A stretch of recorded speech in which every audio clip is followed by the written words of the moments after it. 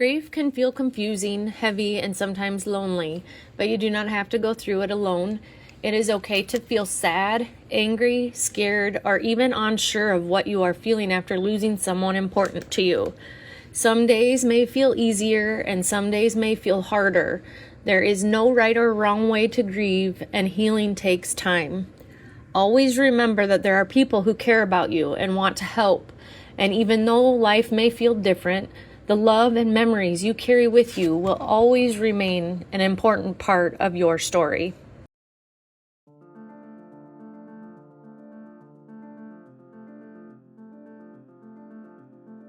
Yes. To phrase my grief journey into one word is difficult, but I would say enduring or evolving. It's my grief was something that was introduced in my life at such a young age, and it never goes away, it never disappears, but it changes and evolves with me as I get older, and it's something that I've just learned to endure or grow with. I was mad, and it's like, I think you get that way because you question why. I don't think you're supposed to, but it's like, how can you not? Yeah. You know, it's just. So maybe mad. Is mad the word? It's mad. Yeah. I was just mad. A mountain. A mountain Mm-hmm. to climb. Mm-hmm. Yeah. Survival. Survival. Yeah. It is a mountain, and it's got valleys and peaks. I think pain. Yeah. Pain or sadness. Yeah. Probably. Yeah. It's just a hard thing. I'm going to cheat. I'm going to use a phrase, but I kind of came up with grief journeys are diverse. You know what I mean? And I think, you know, our interview kind of alluded to that for me was really healing looks different for people. Really the type of support you get from people will look different. And I think that's okay as long as you're striving to, you know, work through that, I guess. So really kind of just acknowledging that, you know, grief is diverse and that, you know, we all might need different things. I think that's an appropriate thing to say. Yeah. I would say balance.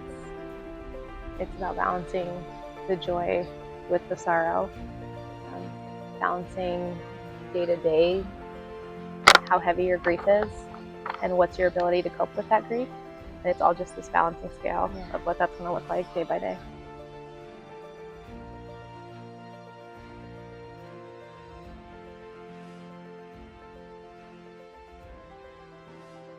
Childhood grief is more common than many people realize. According to the 2026 Childhood Bereavement Estimation Model, 1 in 11 children in the United States will experience the death of a parent or sibling by age 18. That is approximately 6.6 million children. Among people who lost a parent growing up, 65% said that after their parent died, they felt like there was no one they could talk to. Those numbers show us how common childhood grief is. They cannot show us what it feels like. For that, we have to listen to the people who have lived it.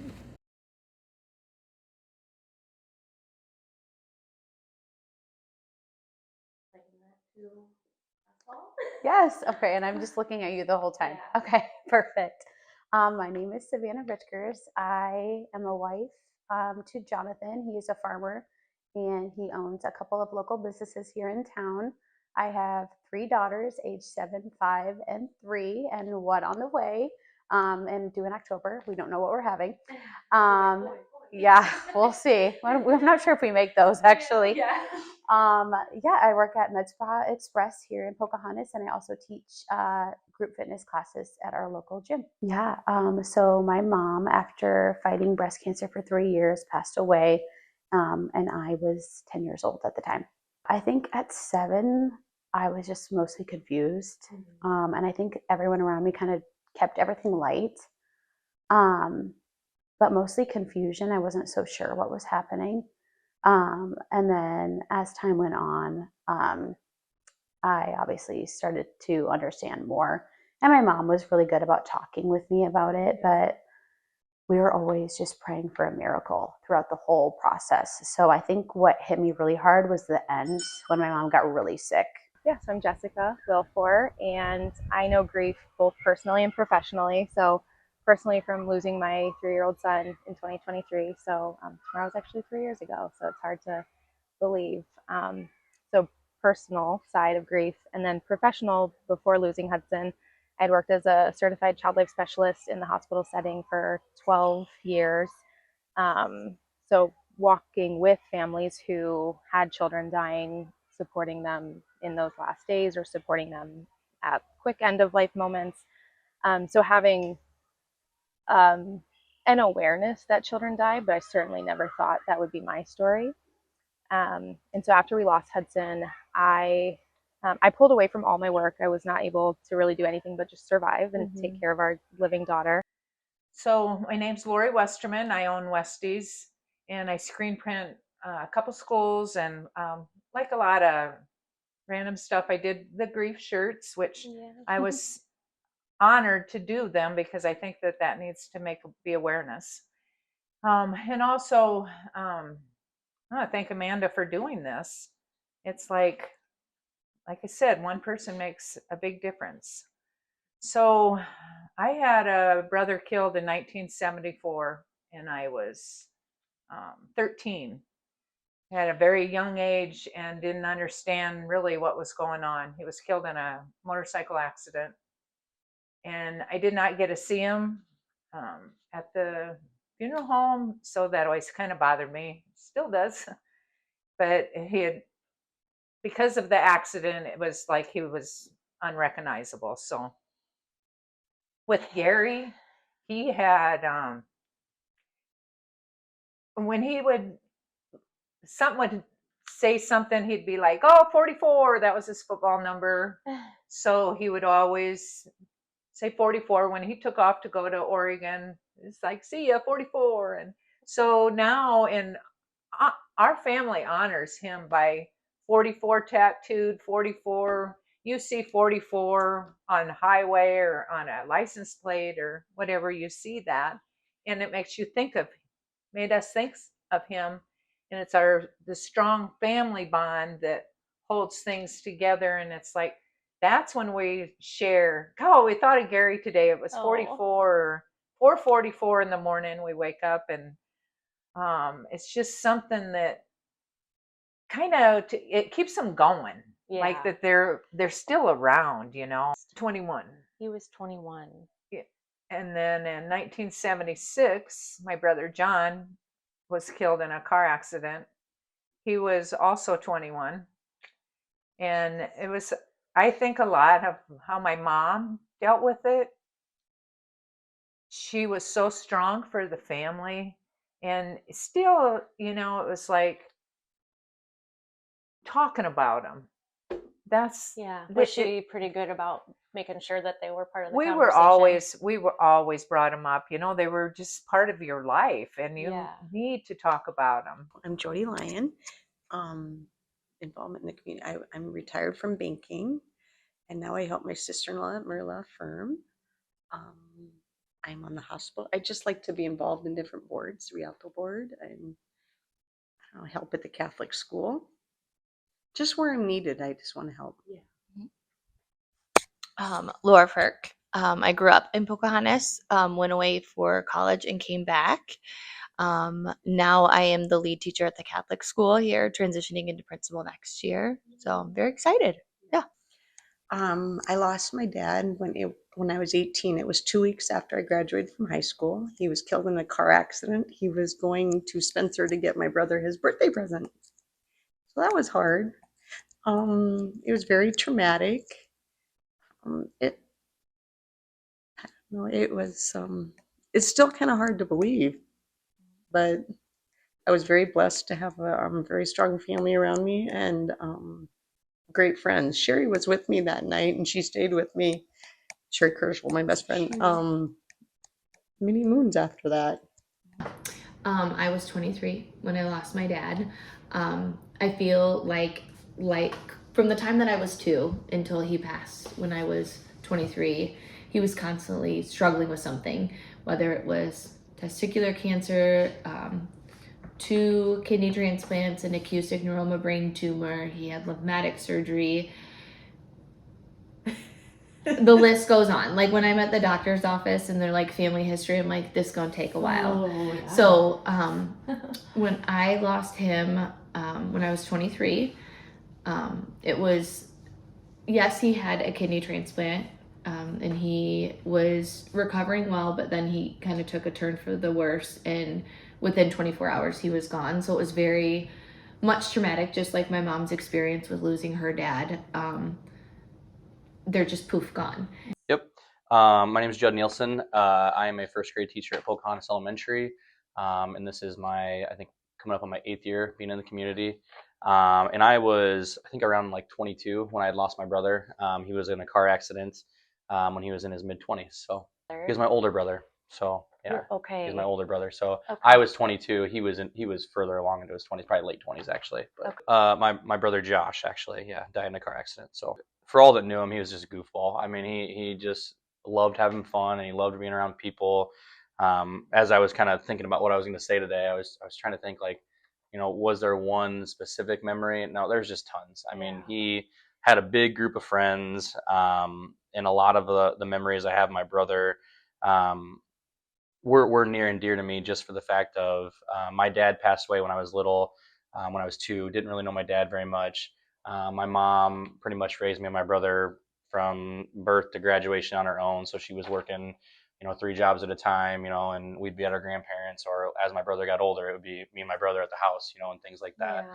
So a lot of the good memories I have is just him and I just, chilling and kind of, doing what we do at home and making sure we're still being responsible. He was always so inclusive to me, in terms of, since we didn't really have a father figure, I think he kind of took that on his own, to really just kind of make sure that I was always included, I was always safe. And even when his friends were around, whether it was we were going to go play basketball at the tennis court, or we were going to go out to one of his buddies' house, he would always drag me along, whether it was because mom forced him to, or he really did enjoy doing it. And that was just some of the fun memories. They would let me play some pickup basketball with them, and that really kind of just brought us together. We were kind of just always around each other. I was 10 years old. Okay. Yeah, my best friend, my little boyfriend from preschool, kindergarten, he and I were going to get married. We had our lives planned. And one day I got a call from his brother and said he got hit by a car. I'm like, you are lying, because he was just this ambitious, dynamic kid. And I guess they always said that he gotten ran over by a truck once and it never bothered him. So I just thought it was one of, kind of a joke almost. And then I went upstairs and the phone rang again, and my mom answered it, and she was writing Shannon down and just circling his name and circling it. And I could tell. And she told me, well, what happened is that he and his buddies were racing their bikes down the alley, and they raced out onto the street, and a high school girl hit him. Oh my gosh. And his father was the ambulance driver that found his son. That is tragic. And in a small, tiny community, he was unbelievably full of life. Like, everyone in the community knew him. Yeah. He was an incredible wrestler, and just, he lit up a room. Oh. Just absolutely lit up every space that he was in. He made such an impact for such a young kid. Yeah. And it was a devastating loss for our community.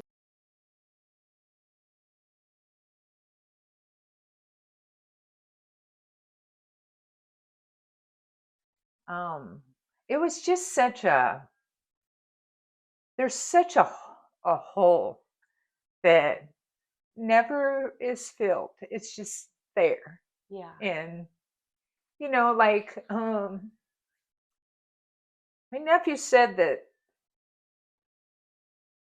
pretend like there's a ball in a box, and when it pinks to this side, it might just go, all of a sudden you just start crying for no reason. Well, there is a reason. Yeah. And then it might ping here, and then it might just sit there, and it might not ping for a while, but it's there. Yeah. And sometimes Cool. things just trigger it. a little bit more than others. Yeah. It's like it's okay Yeah, to definitely.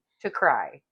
And that's another thing that I yeah, you don't have to always be strong, you know? Right. Right. That I they're guess not if I had to influencing tell it. anybody, it'd be like, you're normal to feel the way you are. You Mhm. can be happy, sad, mad all at the same time.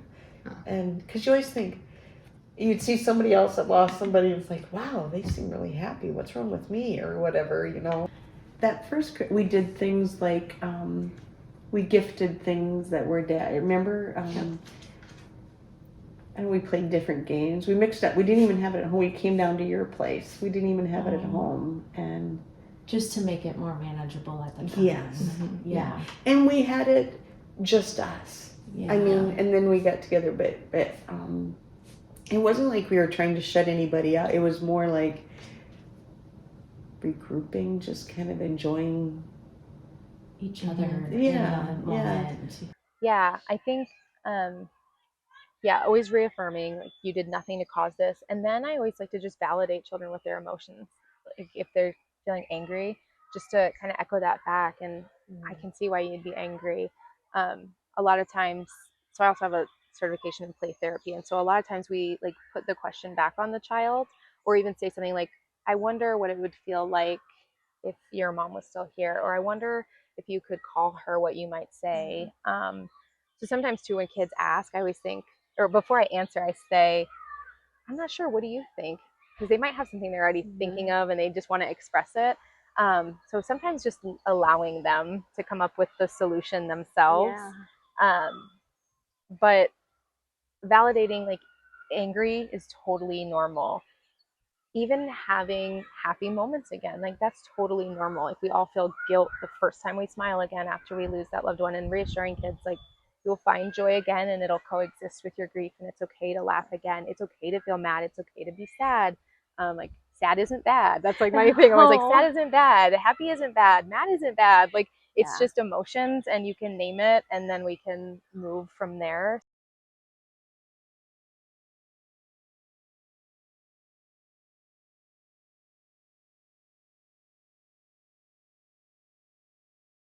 Me too, I had a lot of, like I was pissed off. I was mad. And it's like, I think you get that way because you question why. I don't think you're supposed to, but it's like, what? How can you not? Yeah. You know, it's just. So maybe mad. Is mad your word? It's mad. I Yeah. was just mad. And still to this day, do you feel like I question why. Yeah. Yeah. And that's the thing And that especially, you know, I have 2 little grandsons that everybody wouldn't love them. Yeah. You know, it's like. To me, time. I think time is just the biggest resource or even just healing asset I think people can have too. It's like, it's okay to have a bad day. It's okay to have a bad month. It's okay to have a bad several months. But really, you know, I always kind of try to think about it as everybody heals differently. Everybody needs different things. So whether you heal in a couple months or whether it takes you several years to really get comfortable with yourself and really not necessarily move on, but live your life the way that those loved ones would have wanted you to live it is another good thing I always kind of think about too.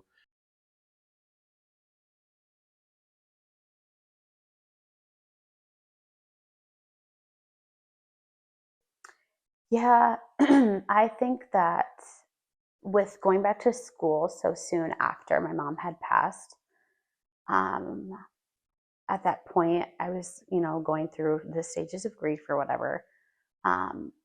I think I was super like numb and also angry. And I didn't want to be at school.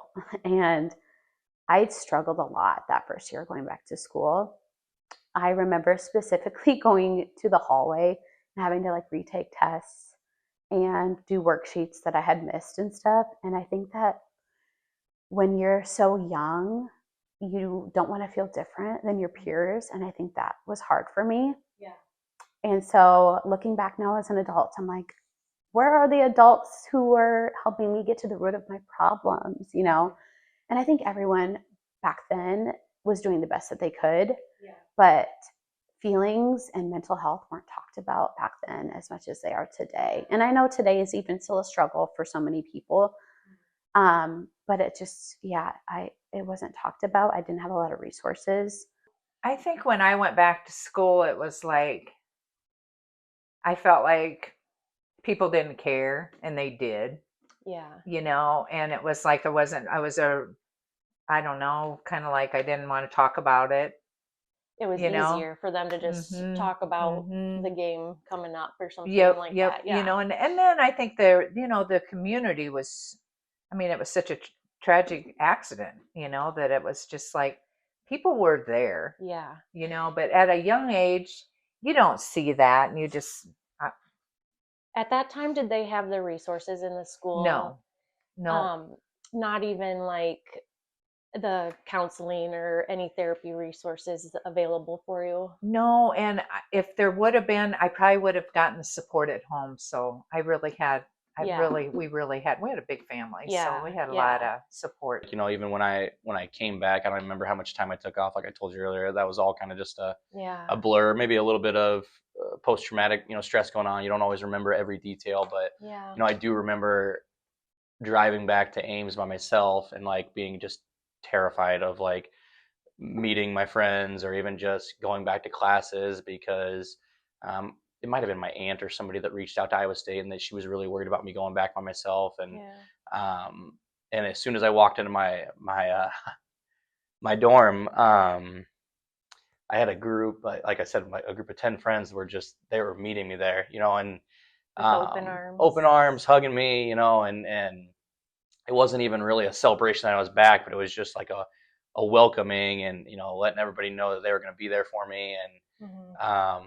And that to me was the beginning of like the healing because, the week of my brother's death and stuff like that, just a big blur. You're numb to everything, and having those people there were some of the biggest reasons for me, starting that healing process and that journey a little bit. So.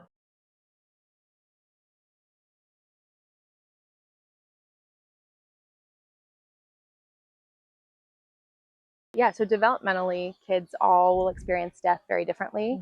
And as you know, like death, there's no end line, there's no finish line. So as they grow and develop, their grief will change as they grow and develop. But when we think of like starting in preschool, children will see death as irreversible. It's not permanent. So it's very common for them to ask when their loved one is coming back. Very common for them to play out death scenes, like CPR on their dolls or saying, well, it's time for my baby doll to die, which can really scare parents and they think that their child is broken or something's really bad, but it's very, very normal. Play is how children learn and work through things. Can I ask how old she was when? She was only 7 months old. Okay. And I think that's something I always tell people too. I think professionally I was taught like, oh, the infants won't really, you don't have to worry about them as much. They're not going to catch on. They won't know. But I mean, our whole world changed, and she very much, even at 7.5 months old, changed quickly. Like she was no longer sleeping through the night like she was before. She would just learn how to crawl. She'd continuously crawl to his room and sit in there. Yeah, I mean, heartbreaking. And you knew at 7.5 months, I stayed home with them. All she knew was being right next to Hudson's side and screamed in the car if Hudson wasn't by her. So like we even moved their car seats together. And so now we're back to like the screaming in the car and all the things that no one would ever think of. I feel like at Iowa State, it really, like I said, I don't know if it was a family member of mine that reached out to student services. I don't remember if it was like a close friend of mine that reached out to student services, but, they had to pretty much drag me there, to get me there. Cause at that time, a young kid, you're like, you're invincible. You can handle it on your own. Life has hiccups, but I really wasn't doing well. And so, that was one of the things that, I'll talk about today is just, it was amazing. The support I had, through Iowa State was great too. So. And thinking of younger school age, they're starting to see death as more permanent. But then when the safety net of life is pulled from them, now they're worried about who's going to die next or am I going to die next? And so that's like a whole new level of anxiety that they are now carrying with them. So they need, reminders that you're safe and mom is safe and we're all here, because that'll be something that'll certainly come up.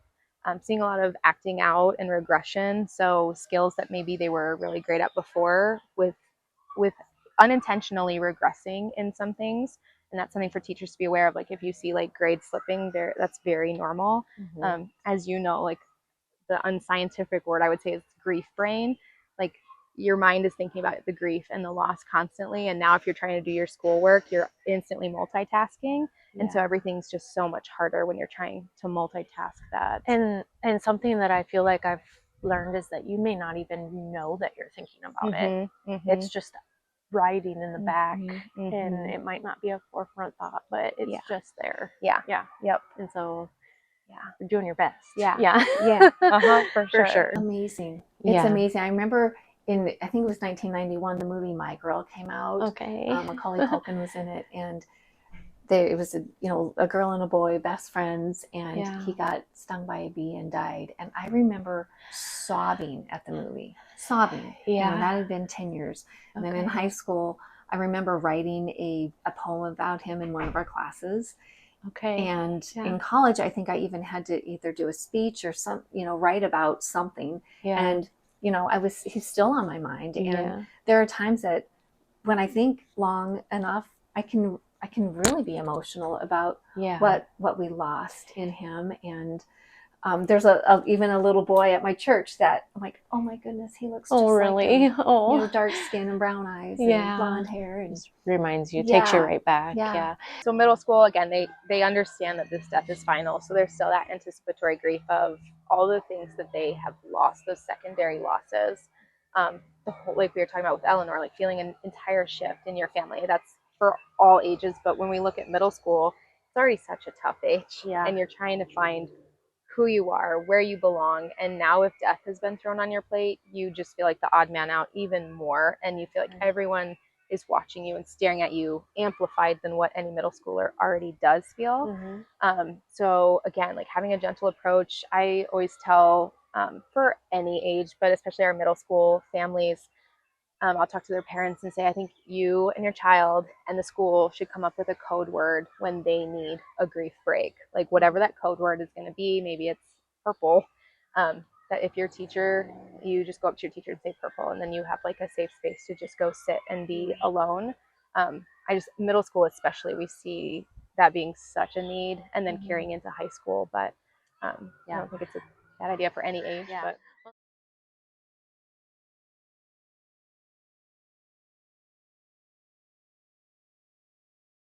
and who was there? And I remember running next door to my best friend and telling her, and we sat out on her porch and cried and cried and cried. And that was probably the only thing that I remember. I don't remember anyone else. I don't remember school teachers. I remember talking about it, but we moved on. And I think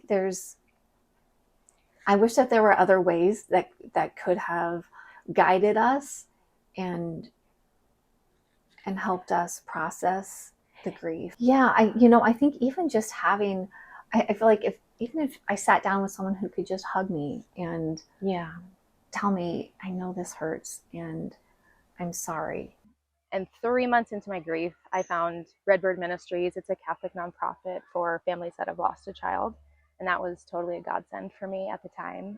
Just taking part in support groups, in counselors, meeting other moms who also knew the pain of losing a child was really big for me to connect with other people who could empathize with what my family and I were going through. Going through my grief during the different stages, everything is bittersweet. Everything that is happy is also bittersweet. So getting married was hard. Having my first baby, it's always happy and sad, but I have a really good support system. Like my grandma, and I don't have my grandpa anymore, but my grandma is amazing. And my aunts and my girl cousins are like my best friends. And so and my boy cousins too, I don't want to leave them out. We grew up like siblings. So I think, and I have like my best friends went through that with me that are still my best friends today. And so having just people who get me and went through that experience with me has helped me a lot. Mm-hmm.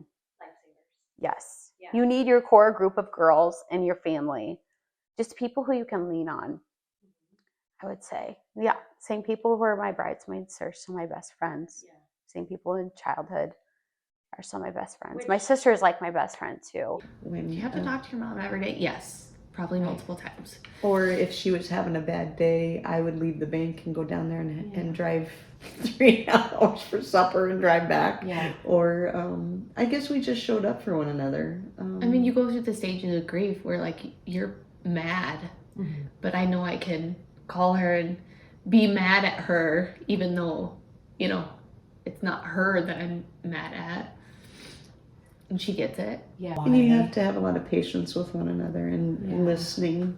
It's because as a parent you want to interject, and this is how, and you just have to listen.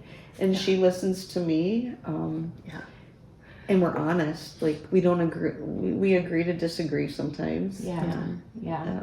And I think grief shows you like what you value the most. Because like I see people who, I mean, we just celebrated Father's Day, and I'm like, aren't you gonna go spend it with your dad? Like, you get to do that. Like, People were forcing me to go, not forcing me, they were highly encouraging me to pursue counseling, much like, you know, you said you did for your daughter. And I was really resistant, and I didn't want to talk to anybody about it. I had my friends, I was okay. And then took a couple bad breakdowns to really like think, okay, I'm not okay. Like I need to go talk to somebody. Iowa State really worked really well with me with, I think I went through probably 3 counselors at one point, and I just wasn't jiving with them. I think they did the best that they could, but I don't have much experience with counseling. That was my only and first experience with counseling. But it took about the 4th person to talk to that I met this guy named Marty. I'll never forget him. You know, he's always wearing Hawaiian shirts. He was a big old guy, and he was super awesome. And he didn't really talk to me, you know, about like, this is what I should do. It was just, again, a sounding board. It was me having an opportunity to ask some really vulnerable questions, and him kind of getting to know me a little bit, and then like him kind of digging a little deeper at the surface to see what was really bothering me, and then kind of navigating those waters together. And like I said, I probably saw him maybe 5 or 6 times, and it was more of a, kind of felt like you were just going to meet your buddy at a restaurant, you know, and going to talk to him. And he was one of maybe a few people that really reached out to me. That the college must have sent him an email or something like that, that this happened and this is why I was gone. And he personally reached out to me with his cell phone number, and then, you know, I said thank you, and then he somehow got a hold of my cell phone number and messaged me, and he actually invited me out to eat, you know, and we kind of just sat there and talked, and it was just really another opportunity for somebody that wasn't trying to fix me. They were just there, you know, they were there and supportive. And, you know, I probably said no more than 30 or 50 words to that guy when I had him in class, but it was a super fun class, and he was a super good teacher. And to me, you know, family, seeking some type of, you know, medical, not medical, but just professional experience isn't a bad thing. And then just having maybe people that aren't your friends reaching out to you, because you never know who you're going to click with. You mentioned before teens, but all children, especially teens, they don't typically go to their parents when they're feeling their worst in their grief and feeling so sad, because they don't want to add that sadness to their plate, especially if it looks like, you know, mom's having a good day, so I'm not going to offload that I'm having a terrible day, because they have this sense of protecting their parents. So having, again, like a counselor or a teacher or someone, a friend that they can talk to, because yes, they can always talk to their parents, but research shows that most of the time they're not going to. But then that's why Redbird's so great. Like, we have teen sibling grief support groups every summer. And so you can come and you meet these other teens who no one can fully understand your pain, but they have similar experiences. And that's really powerful, like on Facebook or any sort of social media, to find groups of people who understand that type of pain and relate to you. Healing looks different for people. Really, the type of support you get from people will look different.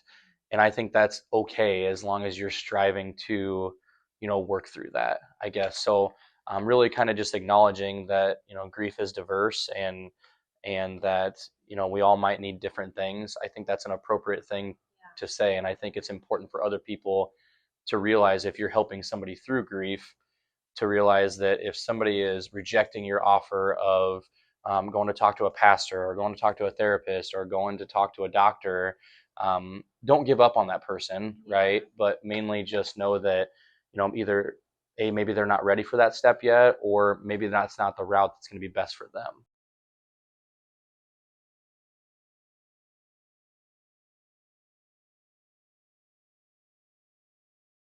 They made such an impact at a young age that it was like you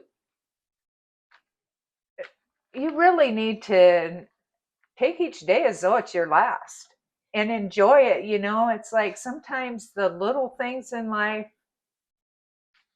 they don't matter. Just don't matter. Mm-mm. I think that's a perspective that can be a silver lining for people that have gone through such an event, is that you look at things completely different, and it's hard to not make that change in your life, as far as not worrying about those little things. Those little things don't matter. And talk about it. It's like there's always people to listen. I'll listen.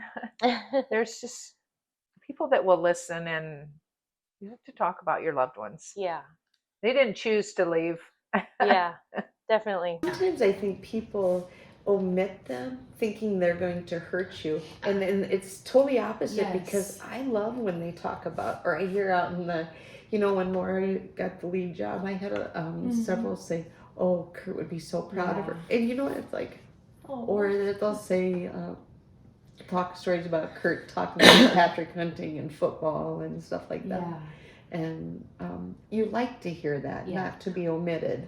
Right. And people for don't sure. do that intentionally to hurt you. No, they It's don't. just, I think they're trying to protect you. And you don't, when you get teary-eyed, you're not trying to make the people feel bad. It's just your way of, it's not, I call them cleansings. I have a lot of cleansings sometimes. Yeah, That it's that's just, a good way to say it. I Like you're just- just I'm cleansing, and I'm happy, Yeah. but they're happy tears. Yeah. Yep.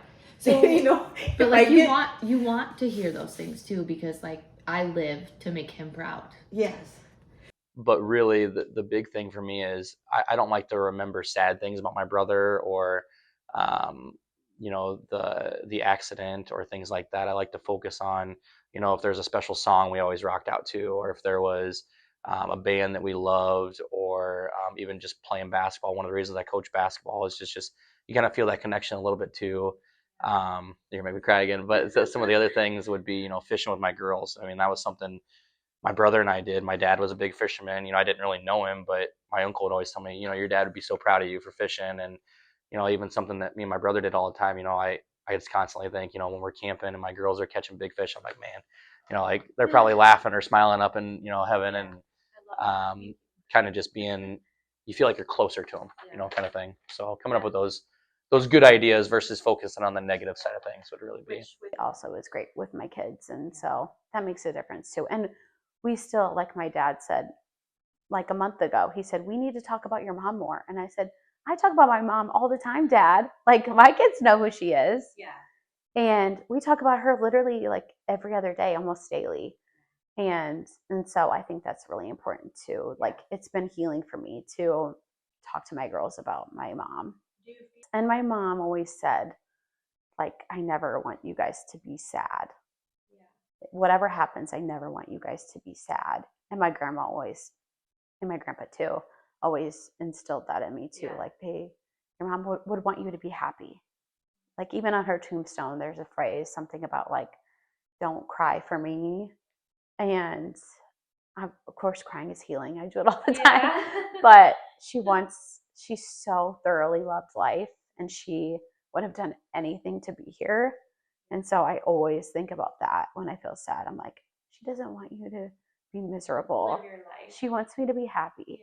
But it's like, it's so crazy that somebody who you only got for a decade can impact your life so much. But I think that my grief is such a good reminder to appreciate my health, my family, my memories. And I think that it's really shaped me into who I am today. I'm such a more empathetic, nurturing, loving, caring, intuitive person and mother.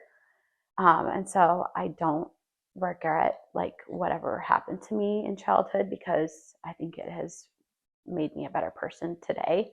But with that being said, I think it is so important to have open dialogue and discussion, and coming from the perspective of somebody who had grief at such an early stage of life, I do think it's so important for adults in that child's life to understand and help get them the tools to get through what they're going through.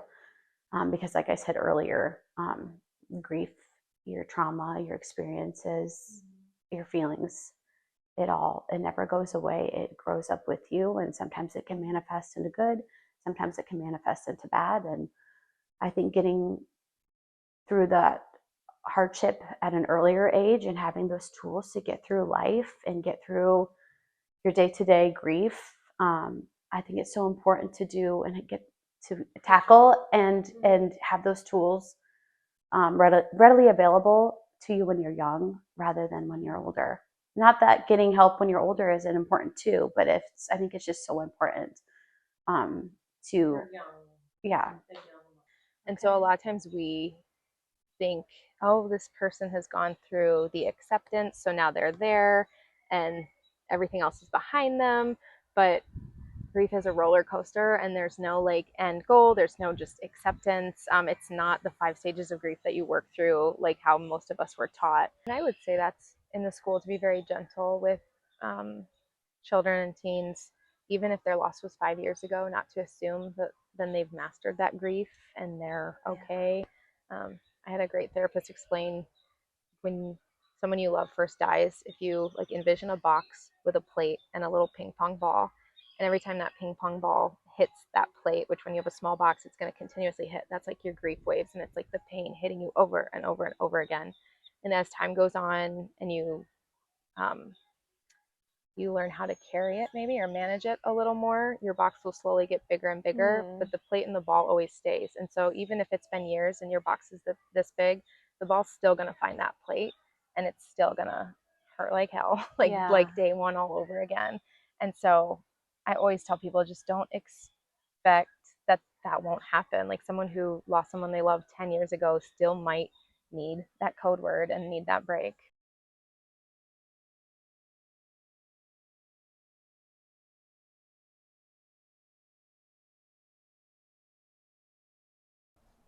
No, I think just being attentive to other people and giving them space without letting them go. Yeah. And, kind of keeping a hold of their hand. When they squeeze it, you pull them in, and, sometimes they need more space. Yeah. But I think letting people know you're available and. Yeah. I love the hand analogy. Mm. I might write that down and save it. Because I think that's all the more that people want, is just someone to hold their hand, and to have that signal when it's squeezed tight is when they need the help the most. And so that's lovely. I like that. Yeah. And I think so many times you feel so alone. Yes. That you feel isolated, and your pain is so deep and so heavy that you don't think anyone could have experienced this level of pain before. But when you're around other people and not isolated, you realize, being in the hospital, you always know someone else has a worse story than you do. That you don't have to go very far to realize I'm doing okay. Yeah. And we've got it pretty good. Yeah. And I think that helps too when you're in a community where you hear other people's stories. You're like, I don't think I could have gone through that, but I'm getting through mine. Yeah. And they got through it, so I can too. Yep. Yeah. So when my first daughter was born, my dad was in my life at the time, but we had a little bit of an estranged relationship. I just knew from an early age that alcohol was just not going to be something that affected my children ever. And so I think that really hit my dad hard. And I think that opened his eyes a lot, that he, missed out on so much of my childhood. And not to say he wasn't a good dad. He had his moments and he did his best. But I think that when I had my first baby, that really clicked for him. And he's been on the journey of sobriety for many, many years now, and he's thriving. And yeah, he's a great grandpa to my children. I'm blessed with adults in my kids' life who, fill that void for them. So I'm really proud of him. And yeah.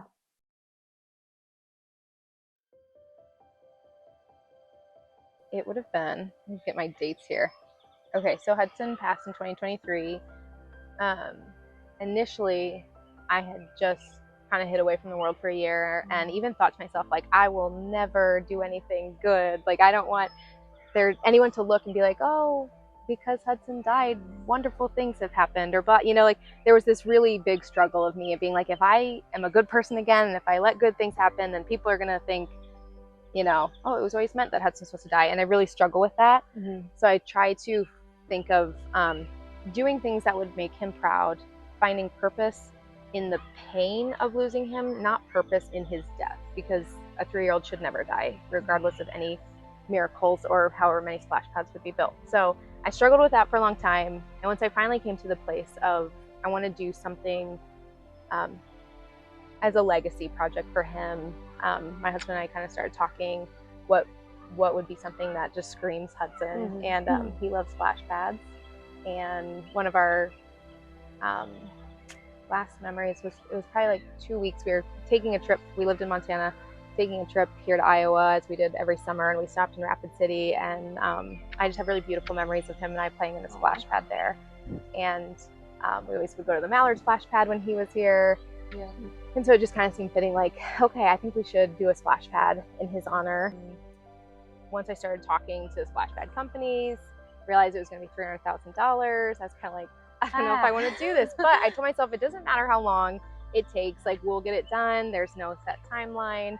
But we kicked off fundraising efforts on his birthday, February 21st, 2025, so last year. So he would have been 5 years old at that time, which just felt fitting to be like the first day that we announced like we were going to start fundraising.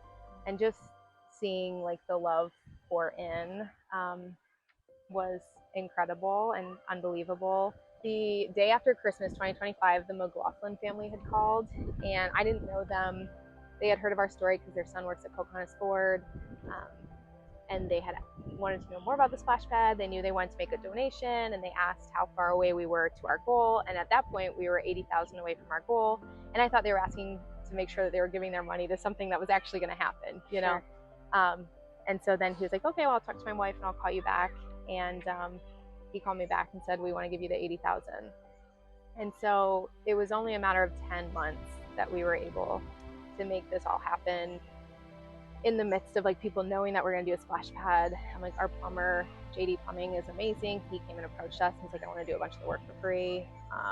Just, oh my gosh. Yeah, just excavation was free. Like the people rallying around to make this happen, just Instrumental. Yeah. Powerful. Yeah. Powerful. Just, yeah, just like, it's great to see the good in people.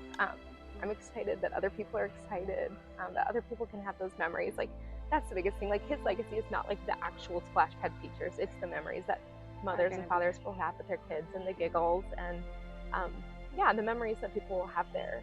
And to think that I knew I would cry eventually. Just to think that because Hudson Wilford lived, the world is a better place. You're making a difference. Yeah, and there'll be more to come, more than just the splash pad. So. Okay. Yeah, I look forward to figuring that out. Yeah.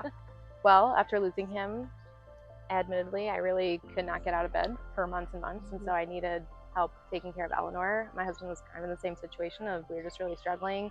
I mean, we knew we could parent Eleanor, but not in the most healthy, successful way. So we came back and actually lived with my parents for a little bit while we kind of decided to, are we going to stay in Montana where most of all my family and friends were still here, or, you know, are we going to stay out where we are? Are we going to come back here where we have that support and community? And it kind of just made sense that we were going to come back here. And we're very glad that we did. And we are glad too. Yeah, no, it's been good. We've been just embraced with open arms and nothing but love. And that's been really great. And yeah, Eleanor loves to run around town telling people, like at the grocery store, if anyone sees her and they're like, "Where's your brother?" When they think of Leo, she'll be like, "He's at home." And or like, "Leo's at home, Hudson's in heaven." Like if you see her around town, she'll probably tell you right Explain away, it to like, you. "Oh yeah, Yeah. she's like so he's so alive in her heart." And I'm very proud of that. And so she'll run all over town telling people about him. Keeping him alive. Yeah, absolutely. Grief is something so many children and young adolescents experience. With understanding, patience, and consistent support from families, schools, and communities, children can learn healthy ways to express their emotions and cope with their grief.